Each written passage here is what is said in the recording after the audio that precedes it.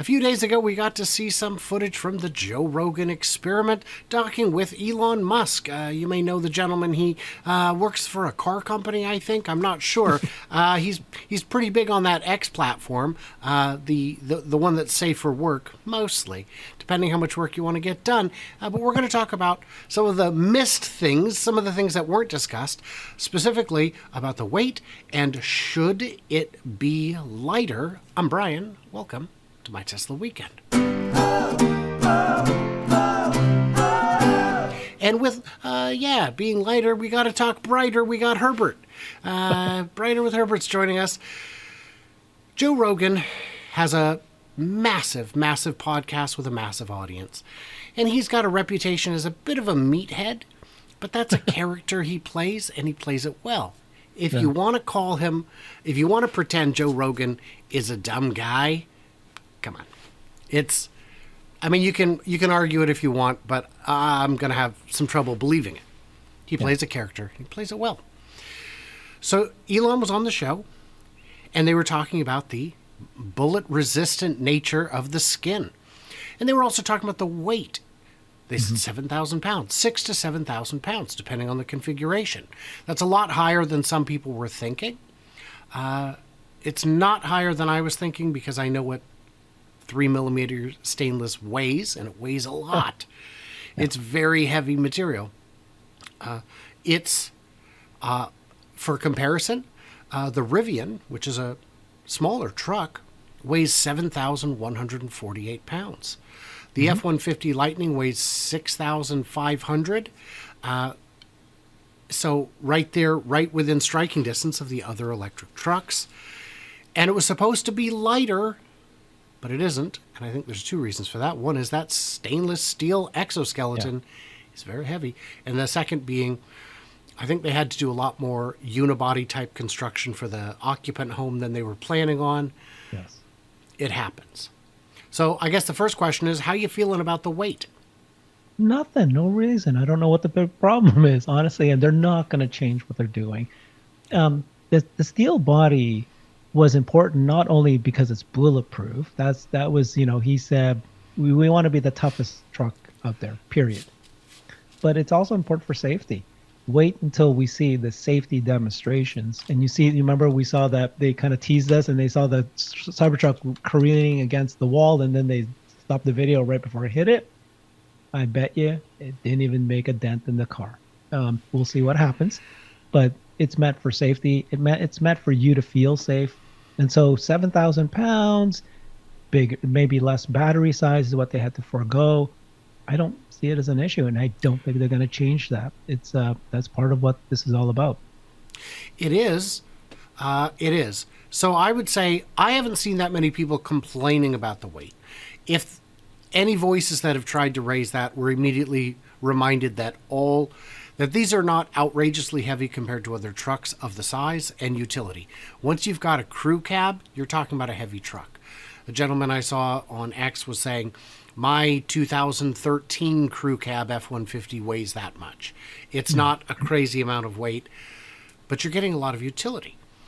So my thought had been, so for those who haven't seen it, I might put up a clip. I'm not sure how much I can get away with showing without getting a copyright issue, but they took out an 80-pound compound bow and fired a broad tip arrow at it.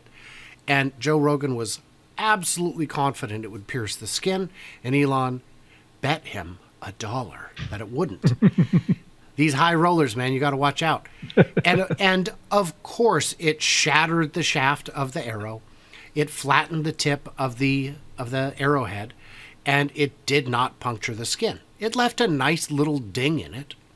But I'll be honest, I've seen door dings on regular cars that were not significantly smaller.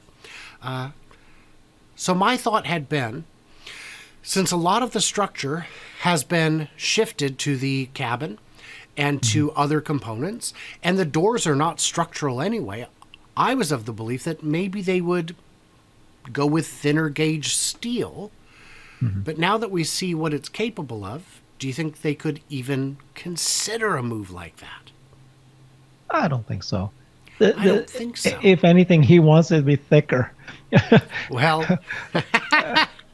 You that know what I mean? might. Like, yeah.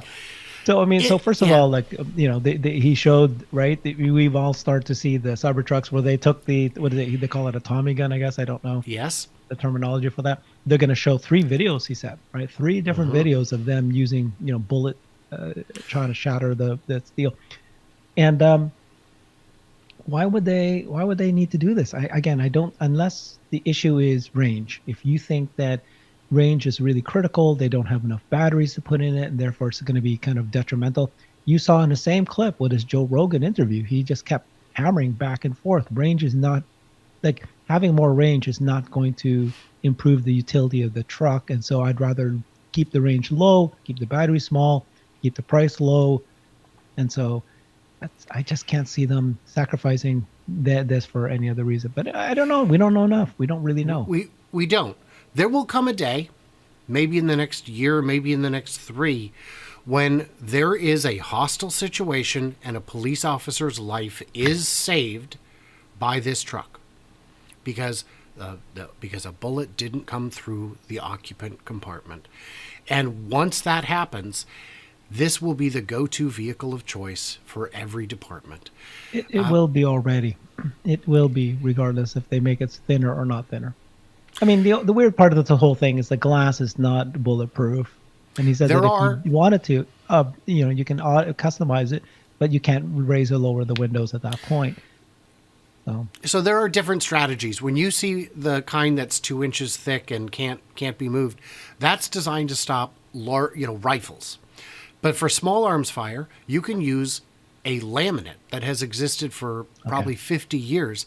That just it's plastic that goes on. The window will still shatter, but it will catch the energy. It will disperse the energy enough that the bullet won't come through. You won't be able to see through it, but you will be able to. But it will stop a handgun round, and that's not terribly expensive or difficult, and that's a good solution to make the car safer. Now then, at that point, it gets a little more challenging for fire and rescue to extract victims of a car crash, but we're working on that too.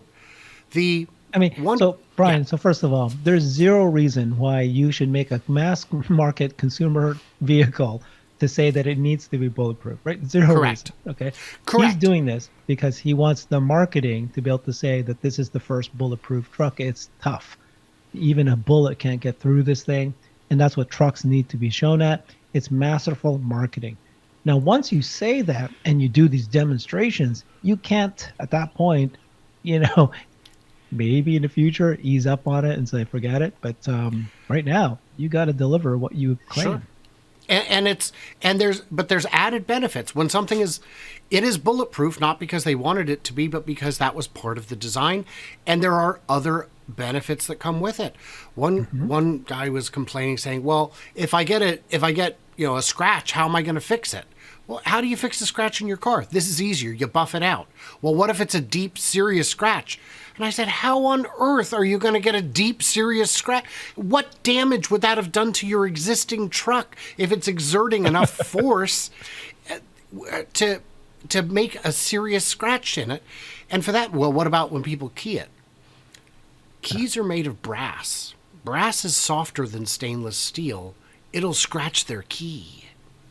So this is interesting. I've never. Yeah, how do you know so much? I have worked in plating plants and fabrication shops. So okay, yeah. So some of my metal experience comes from that. But it's, if you go off-roading, you can go through the brush and come out without a scratch. Scratches that would have really destroyed the paint on your truck otherwise. It will not have a single scratch. And any scratch it might have, you would buff out if you so desired. But why would you? It's at that point, it's a battle scar. Wouldn't you? Would you care? And to me, the answer is no. Yeah, but that argument you just said is the scratch thing. You don't need the 3 millimeters. You can actually shave off, right? For sure. The whole point of 3 millimeters is bulletproof, but I think it's got something to do with safety, and it's probably got something to do where it just won't even dent. It won't even, normally right now there's a crash protection zone and it kind of crushes nicely. deflects nicely. This might not even crush at all. Well, my Bounce back. thought that I had thought about was that maybe they would keep the frame, the structural elements at 3 millimeter, and take the non-structural elements, Gotcha. the hood, the doors down to 2. But then I realized that would just create more scrap in the blueprint that they have. They've got a basically a sewing pattern, and these cutouts already exist. What would they do? Have more scrap and then bring in more metal just to make the doors and hood? It wouldn't make sense. And then you'd have to line them up different because they're different thickness.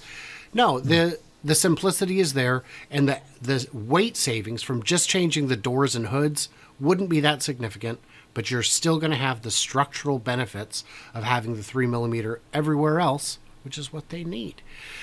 So I think we've found our conclusion, but in the comments, I need to hear from you guys. What is your conclusion? Because you clever robots are the ones who know what's really going on. You guys know more than we do. We certainly got something wrong, and we got something right. So let us know. And everybody else, like, subscribe, do the usual things. Stay tuned. Stay juicy. And we can't wait to hear from you clever robots on Brighter with Herbert, and also here in the future. So there's always that.